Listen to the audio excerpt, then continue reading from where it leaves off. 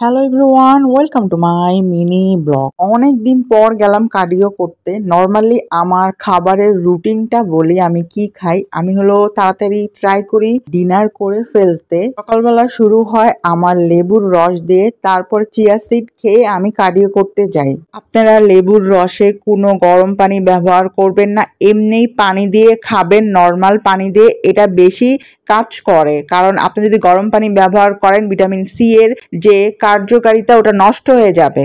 Cardio করে এসে আমি শাওয়ারের পর একটা ডিম খাই, ডিম খাওয়ার পর একটা শসা খাই, খাওয়ার পর অল্প ভাত নেই, সবজি বেশি নিয়ে বেশি ভাত খাওয়া যাবে না, কারণ এটা কার্বোহাইড্রেট, অনেক পানি জমে যাবে আপনার বডিতে। ভাতটা আস্তে আস্তে আমি স্কিপ করে ফেলবো, কারণ ভাত খাওয়া যাবে না যদি আপনি ফ্যাট লসের জার্নিতে থাকেন। আলহামদুলিল্লাহ আমার 2 কেজি ওজন কমে গিয়েছে, কিন্তু আসলে কি এটা আমার ওয়েট লস নাকি ফ্যাট লস, কোনটা হয়েছে? আমার ওয়েট লস হয়েছে, কিন্তু আমার ফ্যাট লস এখনো হয়নি, যেহেতু আমার হেলথ কন্ডিশন একটু খারাপ আছে, তার জন্য আমাকে ফ্যাট লস করতেই হবে। তারপর রাত্রে বললাম তো যত তাড়াতাড়ি পারি ডিনার কমপ্লিট করে ফেলতে।